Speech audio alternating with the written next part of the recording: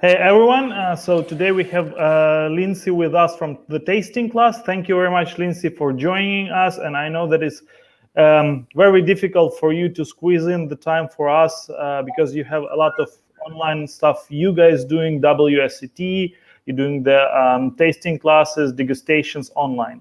So folks, I'm sorry, first of all, for the delay. Was some technical issues with the internet. Now we're live, everything is fine. So my name is Dmitro Shevchenko. I'm co-founder of Holy FNB, and as well, I'm operations manager of Shoko Group. We have Lindsay Trivers today from the tasting class. And Lindsay, can you please tell us more what you guys doing in a tasting class? Sure. Thanks for having me, Dima. This is a really cool thing that you've got going here. So glad to be part of it. Yes, at the tasting class, we are a Dubai-based company that provides educational tasting experiences, largely around alcohol. So wine's what we do the most of, but we also do beer, whiskey, gin, and we're getting into chocolate and cheese at the moment as well. So through this, we provide our education on quite a few different platforms. We do home tastings for clients where we bring glassware and do something just fun for them and their friends. We do public events, both intimate and quite large. We provide training on behalf of the Wine and Spirit Education Trust, so helping get those sommelier certifications a little further spread in the region. And then we do a bit of consultancy as well on beverage lists. Wow, that's nice. But look, so you've been talking about the tasting classes, and for me and for majority of people, it's like you come somewhere, you see the speaker, and he tell you what to do, he tell you how to try. So how during this time, how coronavirus, how this whole situation affected your business? Well, we very quickly realized with the lockdown that everything we do requires people to come together. We thought we had a pretty diverse business model as we, appeal to private clients and corporate clients and just kind of your average consumer, and we do all different types of alcohol. So we thought we were diverse until this happened and we couldn't go out. So it's hit us really hard, but we're trying to take it in stride, and we did have some plans to take our business a bit more online that we could never get to. So this is just kind of push that forward a little faster. Okay, good. So now a tricky question. Comparing to the February, in April, what is your revenue drop? Approximately, or in general? Well, February and April are generally quite good for us. And without getting into specific numbers, let's just say it's significant. Yeah. Okay. Yeah. Okay. Yeah. So you definitely had to optimize the cost to keep the company doing better, right? So what kind of steps you took in order to optimize the cost? You cut any team members? I'm not sure if you had any. You cut on the rent, whatever you did, guys, in order to cut it. Well, we run a pretty lean business already. We don't pay any rent space anywhere. I've got a home office, and I work from cafes and restaurants that with people that I work with a lot. And then in terms of employees, we have 3 full-time employees. I've cut my salary. I work with my husband as well, so I cut his salary, and then we've got not all the way, just some of it, and then we've got an administrative assistant who, we did have to just put a portion of that on hold for a while, but we also asked her to do less hours, and she's a mother, so she's like, I've got to homeschool now anyway, so it was fine. And then also being kind of a newer business owner, we've had our business for 5 years. I'm pretty used to, immense fluctuations in like your take-home earnings. Some months are really good, but the first year and a half, like you don't really I think with any small business owner, you don't earn enough. Any money you make goes straight back into the business. So it is a bit stressful, but because our overheads are lean anyway, it's just like we're holding tight basically. Okay. So is your business model in general changed with the virus, or it's only digitalization and everything else is slowly moving like it used to be, or how it is at the moment?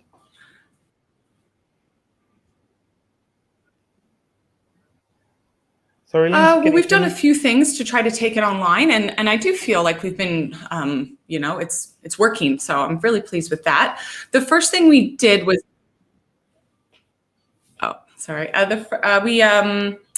the first thing we did was we just wanted to stay relevant as everything was happening and we weren't quite sure of the forward movement. So we planned to do a number of free online tastings with which we were broadcasting on Instagram and Facebook, and we're still doing them 2 to 3 times a week. And with those, we've kind of nurtured our, I'm going to sneeze in a moment. Sorry. Wow. It's right there. Anyway, we've nurtured our community, which has been really important because with what we do, it is so niche that, if we find someone who loves wine, we end up having a lot of interaction with that person. So we've stayed in touch with them. And it has also meant that, when we have things ready to go online that can drive revenue to the business, we've got people that we can tell about it who care about it right from the start. So that's been quite important for us. We have started doing online Zoom tastings, so you can book in a private event, and they've proven to be quite popular with people who are having these birthdays, these COVID birthdays where they're stuck at home and they would like to do something with friends. So you can actually have like a chit chat environment. You make sure everyone has the same wines or whiskeys or whatever in their house. And then we just work through it. And I insert, our history lessons as we go and guide the tastings as we go. So that's actually getting quite busy now. And then there's 2 other things, our WSET courses. We had to pivot those. So we're now going to be running those on Zoom. We've got a level 2 starting tomorrow, and we've got like a full course. So that's really exciting for us because you never know if people really, Awesome. Want that classroom experience, but we'll do the best we can. And this way they get to drink the whole bottle at home and not just the sample we would give them in class. And the day before yesterday, we were actually shooting an online wine course. So more to come on that, but hopefully there'll be some of the backstage of it. So, but it was impressive. The 5 cameras, everything. So it looks very, very nice. Listen, you said about this private wine tastings you're doing for birthdays and so on. And you mentioned that we need just to make sure that they have a same wine at home. So how did you align that?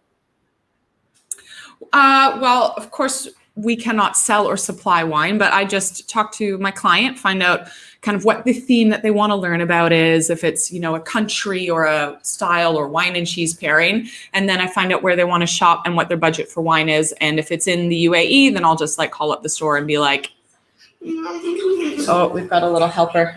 Hello. Oh, sorry. Hello. Yeah. Do you want to say hi? No, Pippa Pig's on. It's very important.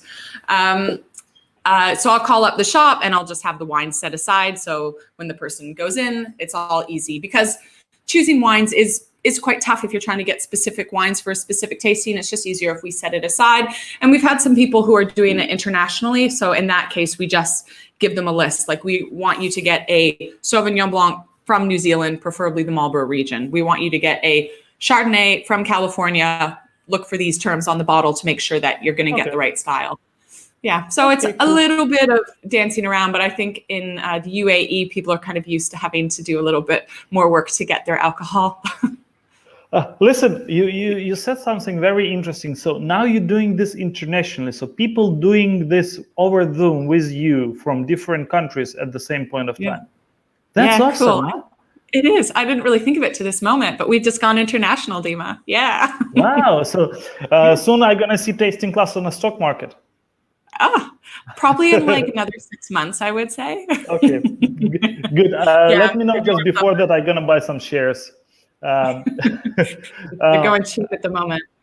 Another question. So WSET, till now, I've done my first and second one, and what I've been told by the sommelier who was doing this WSET for us, he was saying that it's very strict rules. Everyone has to be in the classroom.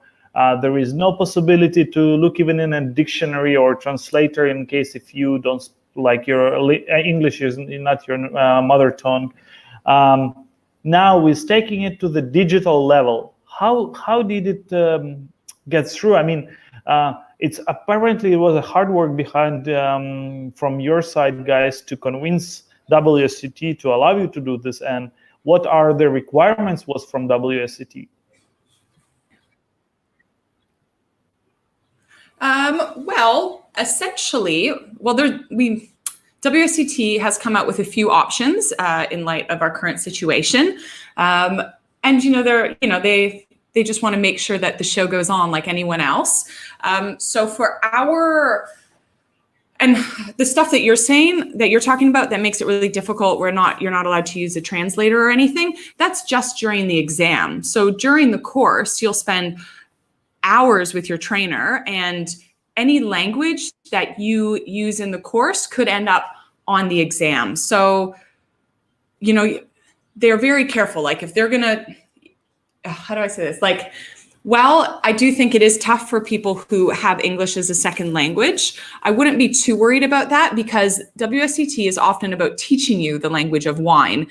So if you have a surprise on the exam because you don't know a word, well, that's probably because you haven't studied hard enough in the course, because they wouldn't put any weird words in there. And they also are very conscious, especially in more recent times. This is originally a curriculum that was developed in England, and they're aware that like wine is growing, it's becoming more international. There are more English second language students doing it. So when they write exam questions now, they're very conscious that they're not trying to give you a grammar exam, they're trying to give you a wine exam. So I do think you can get through it.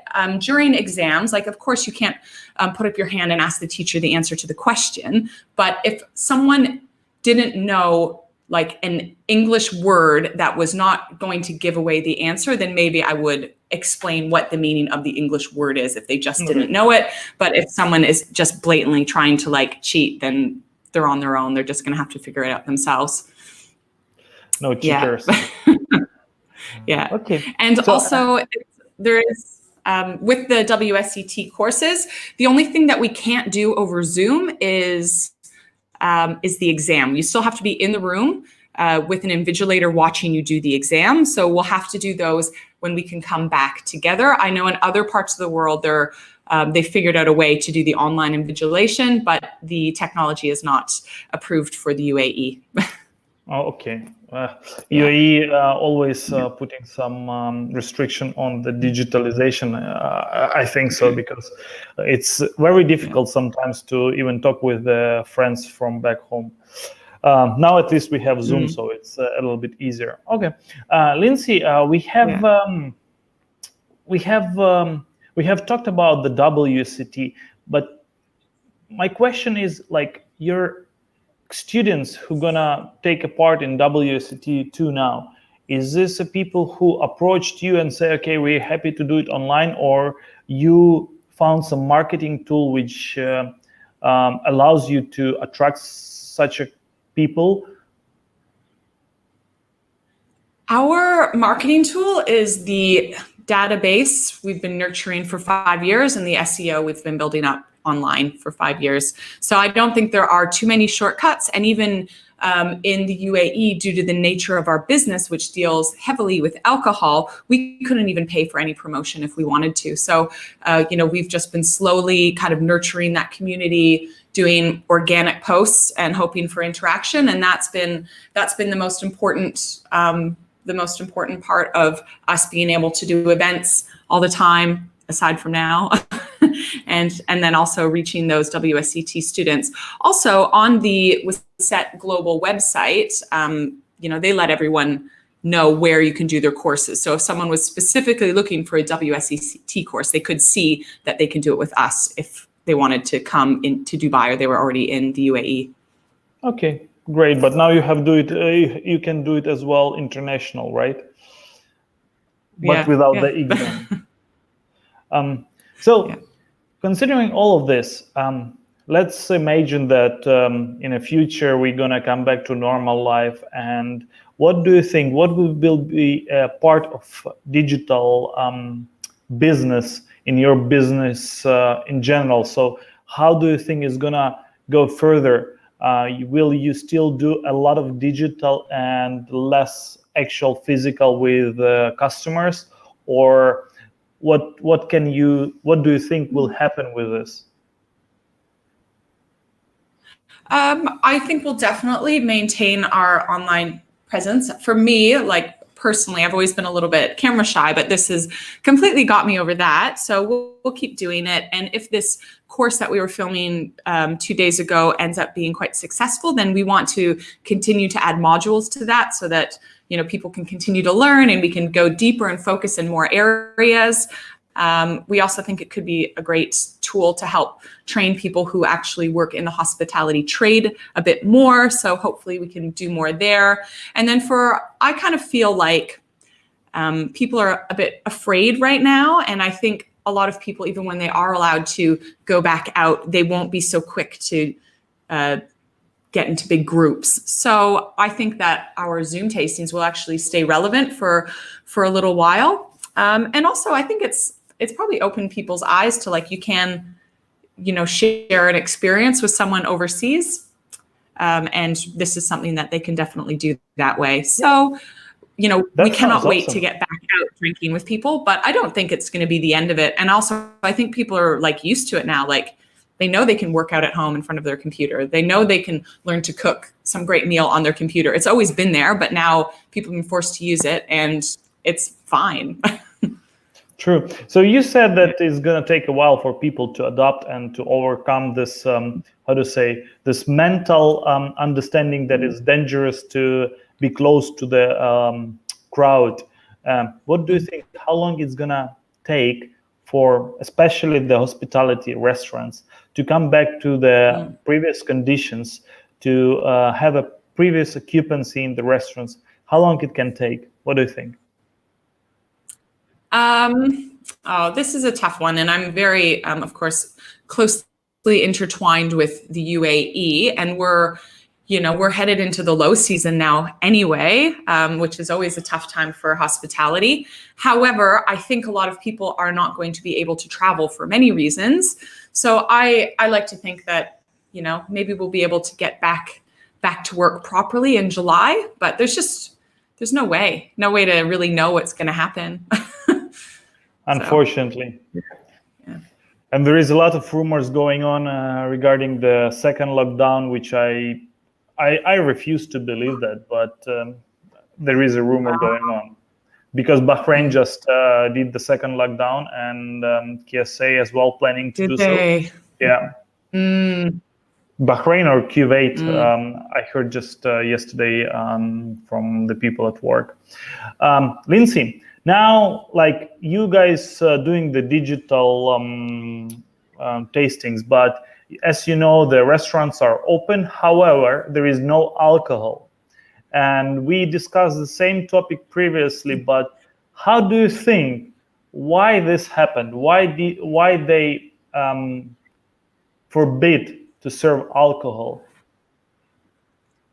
I don't want to point any fingers. No, well, I think we are in the middle of the month right now.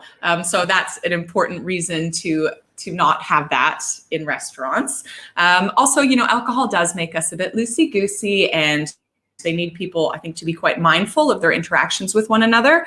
And then also between our curfew and the time when we can start consuming, there's only 3 hours. So I think there was just a little bit no point in it, unfortunately. Although I'm sure last year it was all day. Get back to work. There is definitely a point. Sorry to interrupting you. The last 2 years we've had.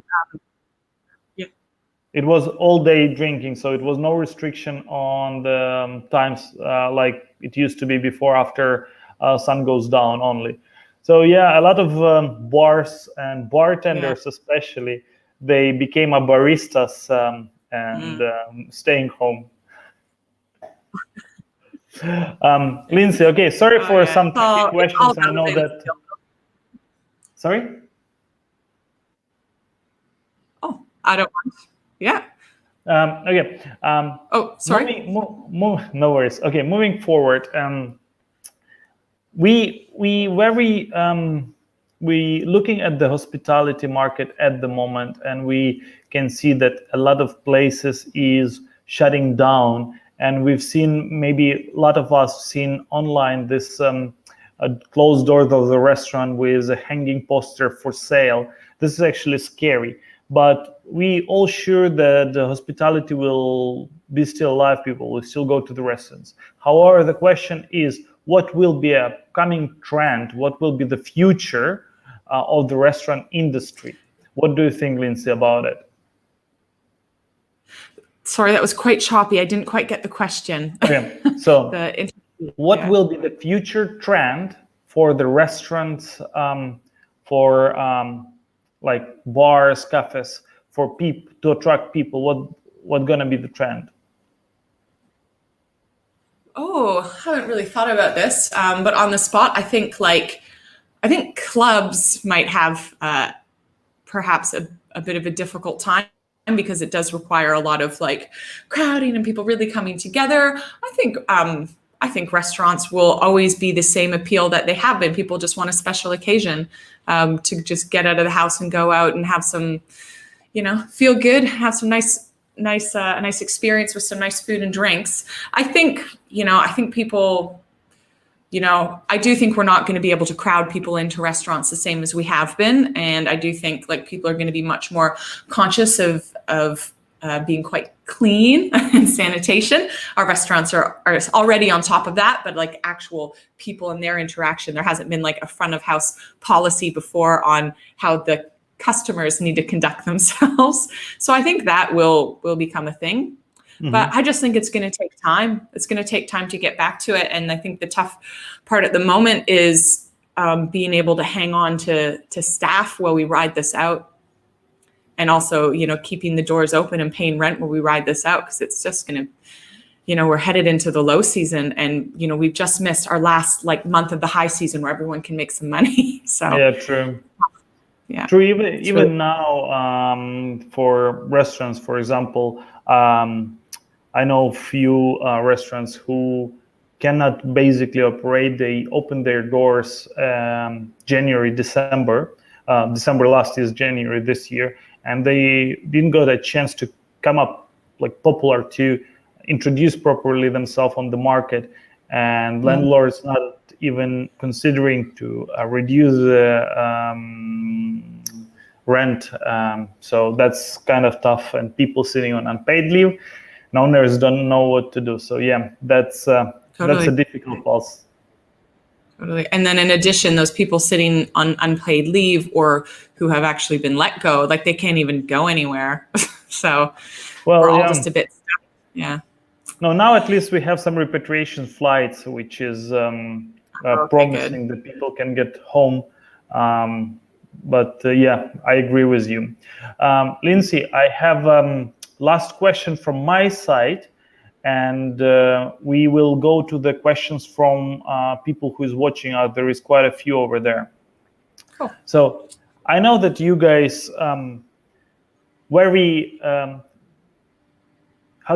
very creative in doing certain things, and you've been doing some live events with different venues, like Wine Trail in February, if I'm not mistaken, was taking place, and I've seen it was quite popular thing.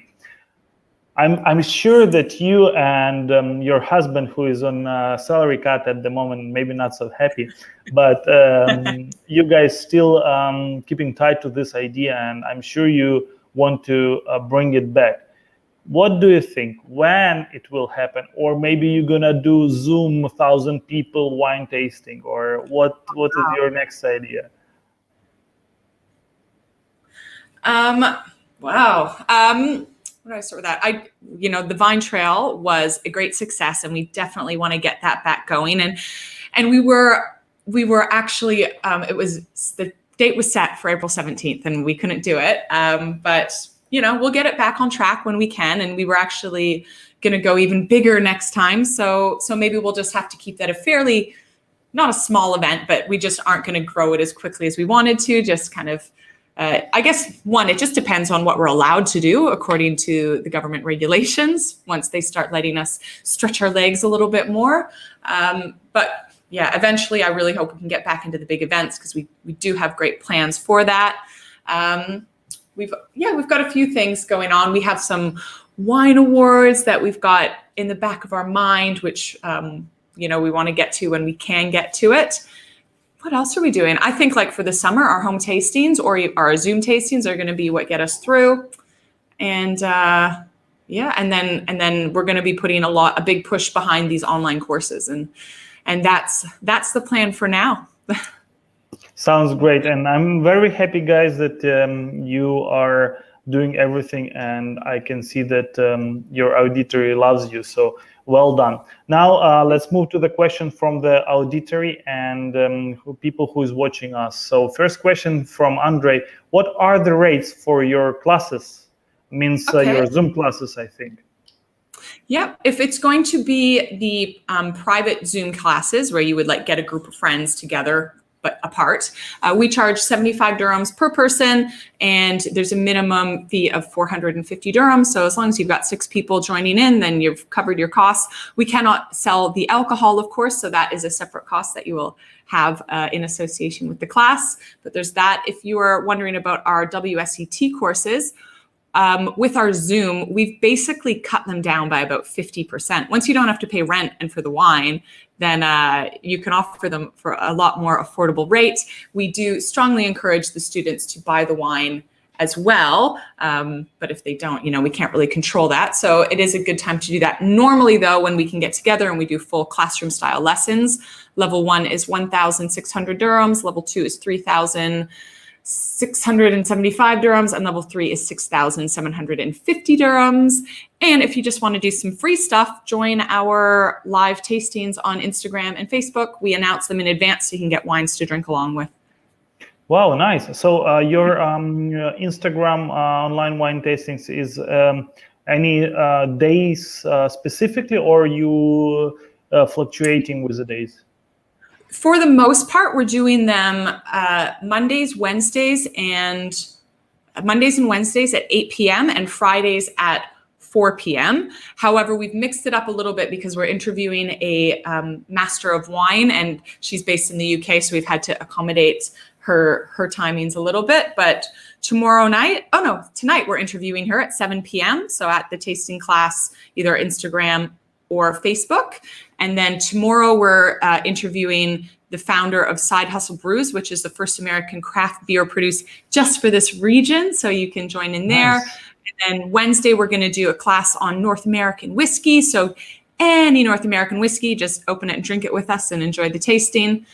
And I don't even think we've set what we're doing after that. We're waiting for our partners at MMI, who have been generously providing the wines for these tastings, to let us know what we can use, and then we'll announce the whole list and get everyone on board to drink along. And while for these tastings we are working with MMI, we always list alternatives in case, because it is a little bit harder to get your wines or beer or whiskeys these days, and we just want people to participate.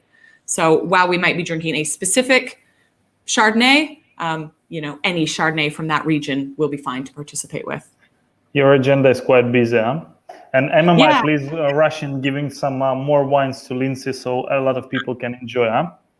Yeah, give us some more wine. Question from Oleksii.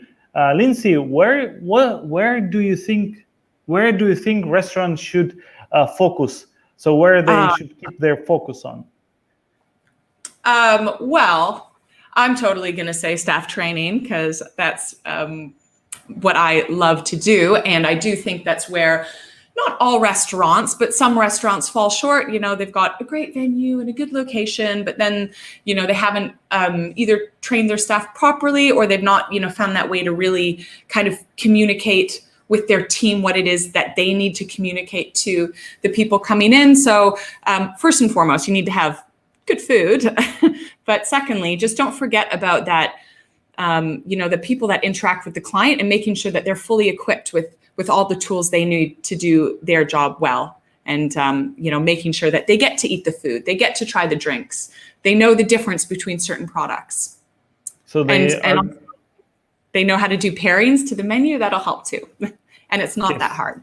So if you guys need someone to help you with teaching your stuff how to do the pairings, here she's go. Call Lindsay. The tasting class, we're gonna put some link in the description of the video. We'll save the video, We will keep the link so you may contact Lindsay directly. Now, another question from Oleksii. Don't you think that everyone becomes a masterclass master and pros? It might be very misguiding for people who want to learn. I wouldn't worry too much about that. I mean, I guess people are home now with more time and want to share their skills, and everyone, there's plenty out there before where you could go learn your skills online. And even me, someone who's worked in the wine industry for 15 years, I still, check references. I watch YouTube videos. I pick up books. I'm tuning into live tastings. There's, you never stop learning. And I think you can pick out pretty quick if someone's not really teaching in a style you would like or at the level that's right for you. And it's also important to remember, people will be at different levels of what they're ready to learn. So if you've never picked up a glass of wine in your life, maybe you're not ready to start researching the appellations of Burgundy, but someone is ready to be told the difference between a red, white, and a rosé. So it's about finding what is actually suitable for you and what you'd like to learn and where you'd like to go. I was actually, on a side note on this, I had a job many years ago as a chef on a super yacht. I am not a chef. I just needed the job. Okay. And I got through it. I did a whole summer as a chef on a yacht, just with an internet connection and 2 cookbooks. So, yeah. Well done. Yeah. So I hope they didn't fire you, no? They didn't. There was a few meals they didn't like, but overall it was a success. Yeah. I'm sure you served them more wine than everything was sorted. Absolutely. Lindsay, saying that, we talked about them people who is maybe not capable or don't know information about the wine. So I've seen personally on my feed that it's every second now is online chef. They're showing their recipes. They're doing their a culinary vlog show or whatever. Is the same happening in your industry? Because maybe I'm not following the right people, but is the same happening in your industry? I have seen quite a few beverage people come on board, but I haven't really seen that many people who really don't know what they're talking about. I think wine is quite intimidating. So if you're going to talk about it loud and proud, you really are someone who is a bit of an expert, or at least someone who can hold their stance. But food, everyone eats, everyone cooks, and you don't have to be a professional chef to make great food. It's very cultural as well.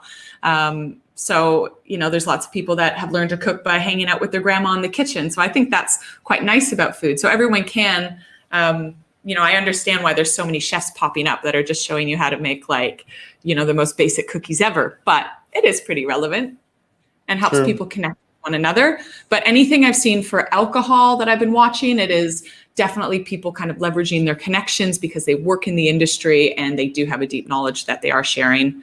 I've not really seen anyone who I wouldn't listen to, give the time of day to.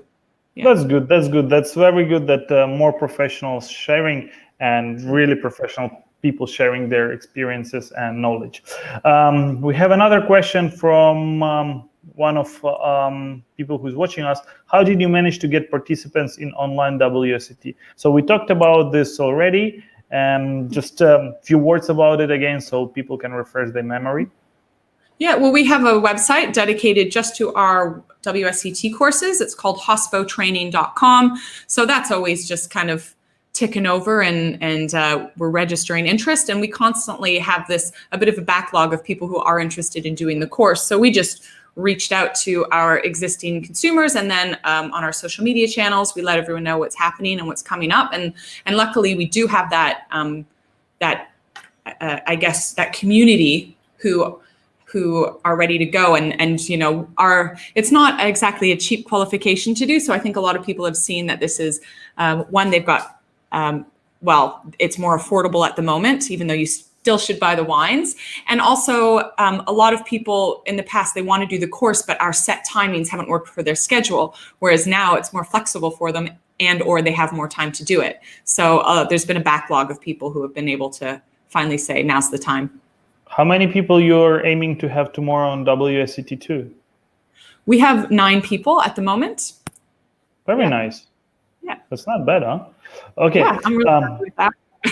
Moving forward, again, the question regarding people interaction, basically, and how you get your customers. Which marketing tool is most effective for you now? We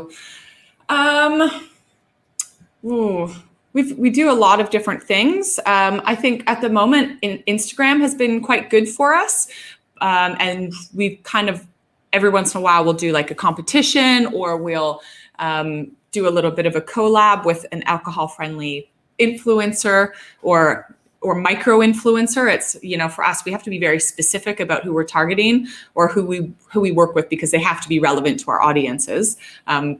Because we work with alcohol and food, so we would only work with other people who are open to alcohol and into food, or maybe luxury and lifestyle. So that's been quite good lately. Just working on having a strong presence online and getting your Google rankings up has been really important for us. So we've put a lot of time and energy into having strong SEO in our specific region. And then also we have a large database, which we've been working on for years. We've got about 35,000 people collectively on our entire database. So just communicating with those people as often as we can. Yeah. Okay, very nice. So you keep reminding people about yourself. That's great. Yeah, absolutely. So same, I believe you would suggest to everyone to do at this point of time, to remind your existing clientele about who you are and where are you. Yeah, I think, you know, everyone thinks that there's like a shortcut to reaching people. And from what I've seen, there is not. Like, it takes time and energy and effort. And like, you know, you think like, just do a quick Instagram post today, it's going to be fine. No, it is a huge amount of your time that you will spend building this up. So just push on. Just don't stop. So who does the marketing for you? I was doing it, but my partner in crime, my husband, he's a marketing executive. So he's the mastermind behind it all. Oh, so he just marketing executive, not director of marketing yet. Sorry, yes. Paul. Yeah, with the pay cut, he's down. It's down to an executive. Well, what to do? He is listening, Dima. Yeah. I'm sure he's gonna text me later on about it. He knows his place. Yeah. Well, that sounds rough. Sorry. Yeah. No, it's all good. It's all good. He loves it. Yeah, that's what first time when we met with him, that's what he told me, that he just cardinal at the backstage who rules everything, and you're the face and brain of the wines. Something like this. But anyway, let's move forward. Well, I didn't get in trouble. Yeah. No, Oleksii asking regarding WSET, how to do tastings. I assume you mean if you're at home doing the course. We'll assume that. Well, I'll explain it in both ways. If we were in the classroom, then of course the tastings are included in the course and we work through it together. And then for the home tastings, we send you the list of wines or wine styles you should get. So you buy the wines, and it's on Zoom. So, you know, it's interactive, and now it's time to open this and we will drink this together and taste it together. And the way it works with WSET is like they're teaching you the core characters that each wine should have if it comes from this region. So, you know, when we're drinking the New Zealand Sauvignon Blanc, yes, they'll be different if we all have different bottles, but they're going to have the same like core characters, which the course is trying to communicate. They're going to have high acid. They're going to be citrusy. They're going to have guava and passion fruit characters. So even though we're having different wines, they will be similar, and we will be able to get through the course together. We don't give, or in WSET, it's not about giving you these totally random wines that you're never going to find again. It's about showing you the most popular styles. And then as you progress through the courses, you get to know more wines and more styles and more regions. But it's about showing the typical characters of that grape in that style. Okay. Nice. Yeah. Oleksii, last question for today, because we are already over the time and we need to let Lindsay go as well. Digital side effects, socializing, and personal touch. Oh, I was really worried about this, but I think everyone just wants to get on with it. So it's been quite fun. We've done with our online tastings, because of the platform of Zoom. It's not like me just lecturing the screen and I can't talk to anyone who's there. You know, if people have a question, they just speak up. If someone wants to crack a joke, they just speak up. And most of these tastings are for fun, so people are getting a little bit, you know, loosey-goosey as they go, so they get more giggly as they go as well. And I do find the size of the group matters a lot, just because when you're on the social platform, it's tricky when people are talking over each other, but it works really well for groups of like 4 to 10, I would say. When you get above that, it does get a little bit harder for everyone to have that social interaction, but it's translated pretty well. Okay, sounds fun. Maybe I should do it as well with my friends back home. Yeah. Okay, Lindsay, last thing what I want to ask you, for everyone who is in difficult situation, and especially for the people who lost their jobs, what would you suggest to do now? Well, I saw a meme the other day that said, no one should come out of this without a new skill. So as awful as it is and incredibly stressful, it's important to just kind of like have a focus and have a reason and, you know, pick up something, like double down on a skill. You know, if you're a bartender, maybe now's the time to learn how to flair, or you know, master coffee cocktails or something. Or if there's something else that you've always wanted to do that you just don't have time for, then now's the time to get into it. I just think don't get too low and just try to, you know, as difficult as it may seem, like treat this time as a gift. We're all so busy. I am an art major. I haven't painted a picture. I haven't painted anything in more than a decade. I've started a painting during COVID, which, you know, isn't going to help my business, but I didn't think I'd get to paint again till retirement. So I guess try to remember that it's a gift and try to develop a new skill. And, you know, yes, you could actually pay and get a new qualification at this time, but also if you don't have the money, like you can still like train in a direction. There's so much free stuff available online right now that you can be quite proactive. So try to stay positive, do the free stuff, get a new skill. Great advice, guys. If you came out from the quarantine and this situation without new skill, then you wasted your time, basically. Lindsay, thank you very much. It was very, very interesting, and thank you very much for joining us. We wish you the very big growth of your business, and I hope your master classes and trainings and tastings will be soon physical, and I'm looking forward to next wine trail, because this one I want to attend as a guest. And yeah, so I wish all you all the best, guys. Good. Thank you so much, Dima, and good luck with this. And also, if no one's clued onto it, Dima actually helped us out with the Vine Trail, and it was such a joy working with you. So good luck in the future. And if there's anything else we can do to support this project that you're working on, let us know. Thank you very much, Lindsay. I will definitely keep in touch with you guys about it. Everyone, thank you for watching. And if you have still any questions, you may reach out Lindsay directly through the Tasting Class Instagram, or they have a website, thetastingclass.com. If you want to ask any questions or you want to suggest the topic of next stream, you feel free to reach us in the comments or on the YouTube channel. Thank you very much, everyone. Bye-bye.